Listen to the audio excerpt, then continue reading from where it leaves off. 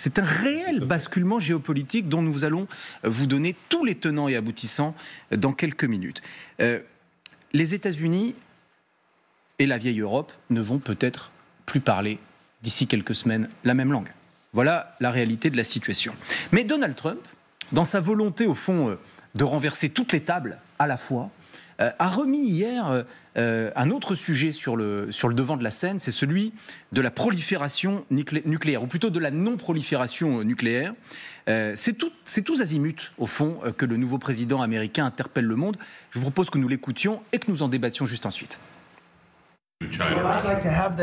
Dès que les choses se seront calmées, j'aimerais organiser cette conférence principalement avec la Chine et la Russie, parce que ce sont les deux pays qui sont vraiment sur le terrain. Et nous allons leur faire dépenser beaucoup moins d'argent, et nous allons dépenser beaucoup moins d'argent. Et je sais qu'ils vont le faire. Ils ont accepté.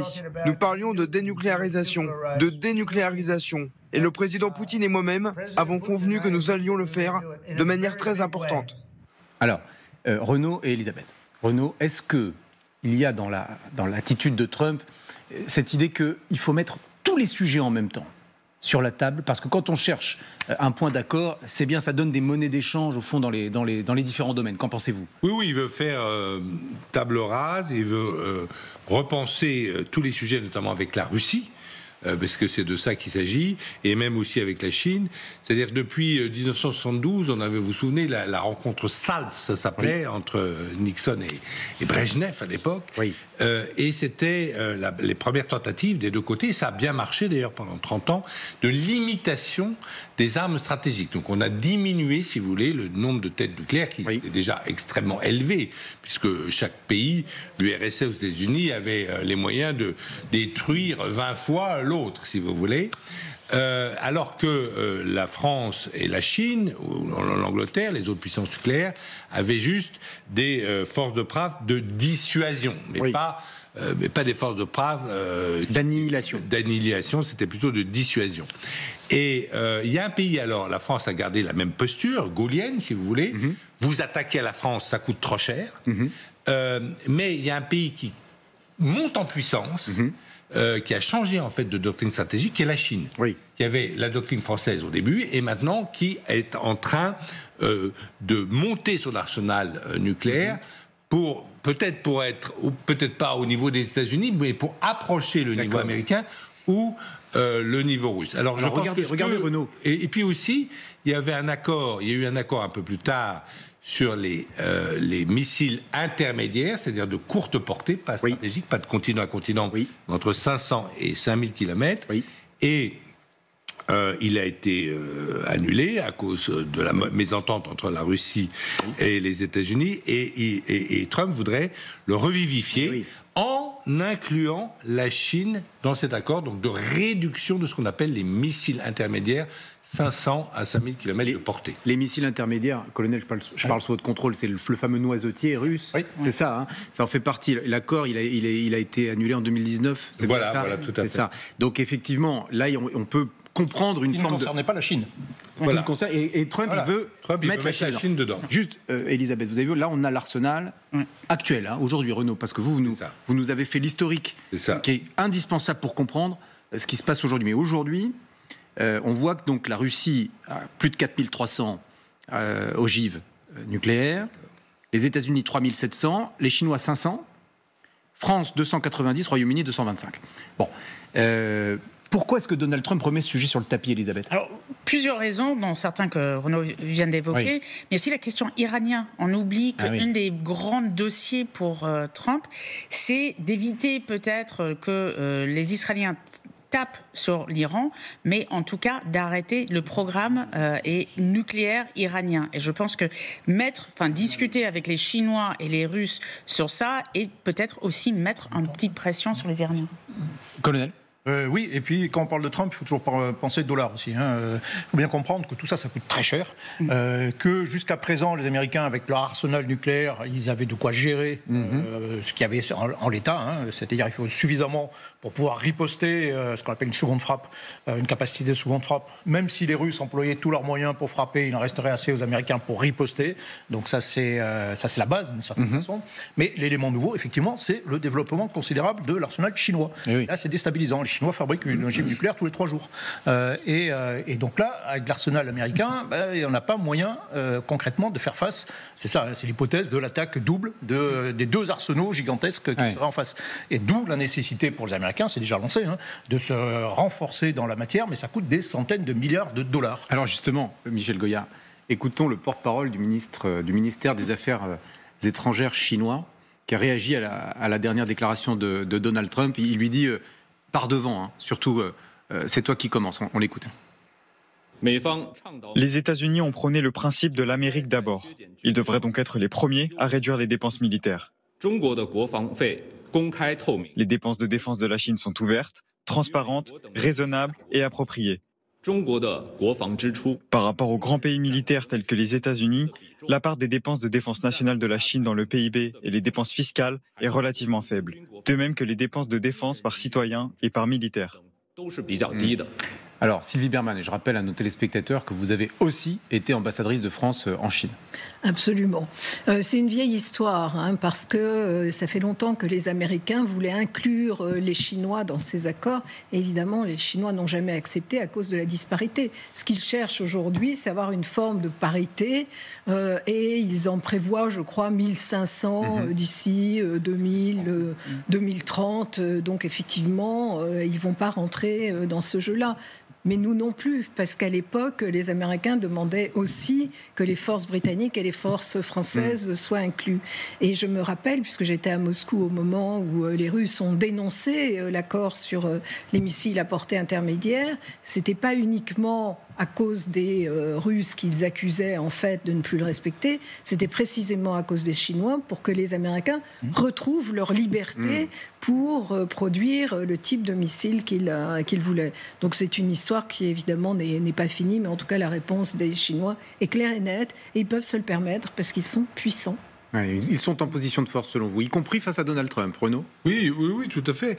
Mais c'est le grand jeu, si vous voulez, des 3 superpuissances. En fait, il y a 3 superpuissances nucléaires. Enfin, il y en a 2 depuis tout le temps. C'était l'Union soviétique, c'est la Russie qui a hérité de toutes les ogives, l'Amérique. Et puis la Chine qui rentre dans ce grand jeu parce que c'est la première puissance manufacturière du monde. Enfin, c'est un pays extrêmement puissant. Et c'est le grand jeu des 3 superpuissances. Et en fait, Trump veut faire revivre ces négociations des 2 super grands des années 70. Est-ce qu'il va y arriver ? On ne sait pas. Mais c'est effectivement un grand jeu entre 3. Même les Indiens là, ne sont pas conviés dans ce grand jeu nucléaire, qui est un classique de l'histoire nucléaire depuis la Deuxième Guerre mondiale. Est-ce qu'il va y arriver ? Ce qui est certain, c'est que les Européens, là non plus, ne seront pas consultés, si vous voulez. Ah oui. C'est juste, moi, je ne comprends pas l'intérêt de Donald Trump à faire baisser l'ampleur de l'arsenal. Ah non, le colonel l'a très bien dit. C'est la politique de Trump. Il l'a dit, c'est de réduire les dépenses. Y compris. Ça, c'est nouveau chez les Républicains. Y compris les dépenses militaires. Tout à fait. Il l'a dit très clairement. C'est la première fois qu'un président républicain, il faut faire baisser les dépenses militaires. Eisenhower, à la fin de son mandat, avait quand même dit « Méfiez-vous du complexe militaro-industriel américain », alors qu'il était général, qu'il avait conduit la Deuxième Guerre mondiale victorieusement. Oui. Eh bien, avant de partir, le président Eisenhower avait dit « Méfiez-vous du complexe militaro-industriel, il va vous faire n'importe quoi et dépenser des folies ». Bon, il n'a pas eu vraiment... L'histoire lui a plutôt donné raison, président Eisenhower. Mais là, en fait... Trump reprend ce thème pour les raisons qu'a expliqué le colonel Goya. Ce qui nous emmène au sujet qui va nous occuper pendant la prochaine heure et qui est absolument majeur et fondamental. Je dis que ça nous y emmène puisque les Américains nous disent à nous Européens, au sein de l'OTAN, il va falloir que vous preniez votre part du fardeau. Ils le disent et ils le répètent. Nous n'allons pas toujours continuer d'investir dans les dépenses militaires pour vous. Il faudra le faire vous-même. C'est l'un des aspects. La zone atlantique, c'est vous qui la défendez. Nous allons nous concentrer sur l'Indo-Pacifique. Davantage sur l'Indo-Pacifique. Et donc, cet aspect-là, il fait partie de ce basculement, de ce mouvement auquel nous assistons depuis maintenant 24 ou 36 heures et qui nous a saisis. parce que il n'y a pas de doute à avoir. Il n'y a pas de doute à avoir. Il faut en prendre la mesure. C'est un réel basculement géopolitique. Les États-Unis qui brutalisent l'Europe, qui lui font la leçon, qui lui font comprendre qu'elle sera au rang de spectatrice dans les discussions qui conduiront sans doute au règlement de la guerre en Ukraine. Hier, J.D. Vance, le vice-président américain, a prononcé un discours à Munich à l'occasion d'une conférence de sécurité annuelle. Il a prononcé un discours à Munich. Il n'a pas spécialement parlé d'Ukraine. Il nous a parlé de nous. Il nous a parlé de nous, devant une salle médusée. Il y avait des diplomates, des grands experts des questions internationales, tous européens, médusés, qui sont restés comme ça, saisis. Écoutons un passage de ce discours qui, évidemment, nous le savons déjà, qui est un discours qui fait date. On écoute. Pour moi, la principale menace vis-à-vis de l'Europe, ce n'est pas la Russie, ce n'est pas la Chine, ce n'est pas un acteur d'une nature externe. Ce qui me préoccupe, c'est la menace intérieure, la retraite de l'Europe vis-à-vis de certaines valeurs fondamentales, de valeurs communes avec les États-Unis. En Grande-Bretagne et dans toute l'Europe, la liberté d'expression est en recul. Je le crains. Voilà, alors il nous explique que dans nos états de droit, en Europe, la liberté d'expression serait en recul, ne serait pas garantie. Bien entendu, le sous-entendu, c'est les idées d'extrême droite doivent pouvoir s'exprimer de manière encore plus forte. Le vice-président américain avait aussi, en arrivant à Munich, vous l'avez tous vu, annoncé qu'il y avait un nouveau shérif en ville. Vous avez vu aussi ça, en parlant de Donald Trump. Eh bien, le shérif est venu enfoncer le clou planté par son adjoint. On écoute Donald Trump. J'ai entendu son discours. Vous parlez du discours de J.D. Vance, n'est-ce pas ? J'ai entendu son discours et il a parlé de la liberté d'expression. Et je pense que c'est vrai en Europe. Ils sont en train de perdre leur merveilleux droit à la liberté d'expression. C'est ce que je constate. Je pense qu'il a fait un très bon discours. Un discours très brillant, oui. Voilà. Alors, je vous ai vu, Elisabeth Shepard, beaucoup réagir quand vous avez entendu successivement J.D. Vance, Donald Trump. Qu'est-il en train de se passer ? Alors, il y a une chose qu'il faut dire, si on regarde la liberté d'expression et la liberté de la presse notamment, c'est que les États-Unis sont très mal placés au niveau international. Je crois qu'ils sont 55e maintenant, notamment depuis le premier mandat de Trump. On a vu Trump aussi censurer la presse pour maintes raisons. Donc d'abord, c'est quelque chose qui devrait peut-être faire un peu d'introspection avant. Vous pointez ce qui apparaît à vos yeux comme une contradiction. Surtout par rapport... Il peut dire des choses qui sont censées... On parlait avec Sylvie, peut-être, ces questions sur la Roumanie, il y a quand même des doutes autour de ce qui s'est passé, mais en dehors de ça, les États-Unis ne sont pas très bien placés aujourd'hui pour ça. Alors vous avez vu juste, mais vous poursuivrez bien sûr, Elisabeth, mais vous avez vu que Associated Press n'est plus accrédité à la Maison-Blanche. Mais pour des raisons, parce qu'ils refusent d'utiliser la Golfe d'Amérique, notamment de langage qui est dicté maintenant par la Maison-Blanche. Oui, la Maison-Blanche qui ne veut plus qu'on dise le Golfe du Mexique, mais qu'on dise le Golfe d'Amérique. Non, et c'est pas la première fois. On n'oublie pas que premier mandat, il a mis à la porte Jim Acosta et des journalistes très sérieux de CNN. Là aussi, on a retiré certains journaux et journalistes de la Maison-Blanche comme ça. Donc, parler de la liberté d'expression, effectivement, comme vous disiez, David, c'est plutôt... Il n'est pas content parce que l'extrême droite n'a peut-être pas la même portée dans les médias, dans la presse ou dans l'opinion en Europe, qu'il a peut-être l'impression qu'on les muselle. Ce qui n'est absolument pas vrai. Non, ce qui n'est absolument pas vrai. Il faut comprendre que la premier amendement aux États-Unis est absolu. C'est-à-dire, aux États-Unis, vous pouvez faire des choses et dire des choses sexistes, racistes, négationnisme, tant que vous, en gros, n'êtes pas d'un danger immédiat, vous pouvez les dire. Donc, c'est très extrême aux États-Unis. Donc, pour eux, dire qu'on ne peut pas dire des choses que l'extrême droite dit aujourd'hui, aux États-Unis et ici, pour eux, ça pose problème. Il a fait quand même allusion à quelque chose d'assez incroyable qui est arrivé en Roumanie, où il a dit lui-même que les médias pro-américains, que la pensée pro-américaine s'exprime très librement en Roumanie. Il y a des soldats de l'OTAN, il y a des commissaires à l'Union européenne, il y a des il y a des télé mainstream, etc. Et là, il y a eu des élections. Et là, effectivement, c'est pas quelqu'un du système qui est arrivé en premier. Voilà.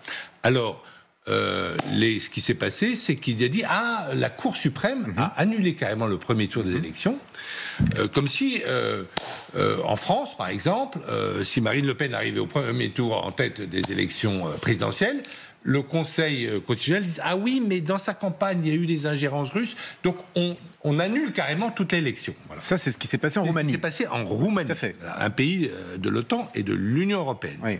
Et les juges ont invoqué une histoire qui n'est pas vraiment prouvée, qu'il y a eu effectivement des comptes TikTok, des ingérences de hackers russes, etc.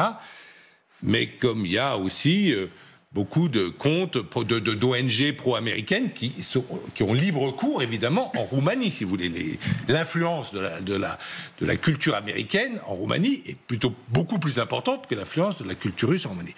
Et il a dit, et c'est ce qu'il a dit, c'est quand même assez intéressant, il a dit, c'est quelque chose d'incroyable que des juges non élus aient pu annuler une élection avec des preuves extrêmement fines, parce que les preuves d'une ingérence totale des Russes, c'était pas les chars russes qui étaient à Bucarest, si vous voulez. Vous voulez dire que dans le discours de J.D. Vance, il pose quand même de vraies questions. Si on élargit, même sans rester sur le cadre de la Roumanie, quand il dit vous n'êtes pas à l'écoute de vos peuples, il parle beaucoup d'immigration. C'est ça. J.D. Vance, il dit par exemple qu'il y a eu beaucoup d'émigrés que les gouvernements, parce qu'il s'adresse en fait aux chefs de gouvernement, bien sûr, pas au peuple. Il dit il y a une émigration massive que vous avez de gens de cultures différentes que vous avez laissé venir en Europe. Mais vous n'avez jamais consulté sur cette question qui est fondamentale, qui change les sociétés. C'est vrai que la société française, depuis le regroupement familial, a complètement changé. Vous n'avez jamais consulté sur cette question-là vos populations. C'est-à-dire qu'il n'y a jamais eu un vote de vos populations là-dessus. Et il nous là-dessus, il nous critique. Alors, on peut très bien ne pas répondre à la critique, mais c'est assez curieux. Est-ce qu'il met le ministre allemand, au lieu de dire... au lieu de répondre, mais non, je pense pas, etc., de débattre avec lui, parce que lui, ce qu'il encourage, c'est la liberté du débat et la liberté d'expression. Il n'a pas dit que les idées de gauche n'avaient pas le droit de s'exprimer en Europe. Il a même dit qu'elles avaient le droit de s'exprimer, si vous voulez. C'est pas du tout. Et là, le ministre allemand a dit ce qu'il a dit est inacceptable. Non, réponds-lui. Parle-lui. Vous parlez de Boris Pistorius. Voilà. Parle-lui. Si tu as envie de répondre, réponds-lui. Mais dis pas que ce que te dit l'autre, qui n'est pas d'accord avec toi, est inacceptable. Écoute-le et réponds-lui. Débat avec lui. Débat sur les questions d'immigration. Est-ce que les populations européennes aujourd'hui sont, dans leur majorité, que ce soit en Angleterre, en Allemagne, en France, en Autriche, en Italie, est-ce qu'elles sont absolument ravies, conquises par cette immigration massive qui est arrivée au cours des 10 dernières années? Je ne crois pas. Enfin, très intéressant ce que nous dit Renaud Girard. Ouais. En gros, vous nous dites, J.D. Vance, attention, à ne pas réagir de manière peut-être parfois grégaire. J.D. Vance met du sel sur nos plaies.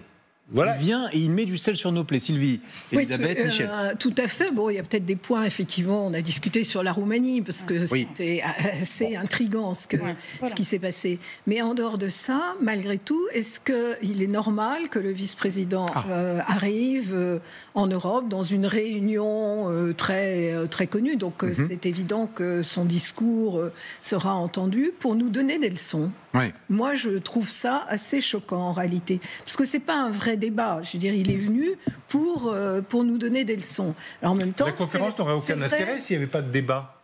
C'est vrai qu'on n'a pas la même vision de la liberté absolue. Nous, c'est le principe que la liberté s'arrête où commence celle des autres. Mais et si donc, tout le monde était d'accord, tu me laisses parler. Là, vous vous êtes fait taper sur les doigts, hein, Renaud. Non, mais je veux dire, l'appel à la haine, l'antisémitisme, le racisme, c'est très choquant aux États-Unis. Ça fait des années qu'on est critiqué par eux, parce qu'ils trouvent qu'il n'y a pas de liberté religieuse en France, parce qu'ils trouvent aussi qu'on n'accepte pas le scientisme ou toutes ces pseudo-religions. La scientologie, vous voulez dire? Ah oui, pardon, la scientologie, je pense que j'ai dit. Vous avez dit le scientisme, ce qui n'est pas une religion. Ce qui n'est pas une religion. Voilà, la scientologie n'est peut-être pas non plus. Mais, non. Et en fait, il y a aussi une liberté totale de posséder des armes et il y a des dizaines de milliers de morts dans les écoles aux États-Unis. Bon, donc mais ça, je crois que si vous êtes européen... On n'est pas... Non, mais je veux dire, c'est d'autres règles, c'est d'autres conceptions et je ne vois pas en quoi celles de l'Europe, à cet égard, sont mal. Et en tout cas, on ne va pas leur donner des leçons. Alors la conférence de Munich n'était pas une conférence internationale au sens entre des États. C'est une conférence où vont des journalistes, des hommes d'affaires. C'est un forum de débat. Il est invité, il ne s'impose pas. Il est invité. Peut-être que même Trump a été invité. C'est qu'un forum comme Davos. Alors, ou bien tout le monde dit la même chose, mais ça va perdre un peu de son sel, si vous voulez, ou bien au moins, si vous voulez, J.D. Vance... Il a dit quelque chose. D'ailleurs, il a éclipsé toutes les autres interventions, si vous voulez, à la conférence de sécurité Munich. On ne parle que de ça, si vous voulez. Bon, et effectivement, moi, je ne suis pas d'accord pour dire qu'il n'avait pas à faire ce discours dans un forum intellectuel. Il a le droit de dire ce qu'il pense, et on a tout à fait le droit de lui répondre. En revanche, je vais faire une nuance importante. Allez-y. En revanche, je pense qu'effectivement, il aurait pu s'abstenir dans la période électorale actuelle de l'Allemagne d'aller rencontrer la dirigeante de l'AfD. Ça oui, ça je suis d'accord, parce que on ne s'ingère pas dans un processus électoral. Il aurait pu, si c'était après les élections, il peut rencontrer qui veut, mais pas dans une période électorale.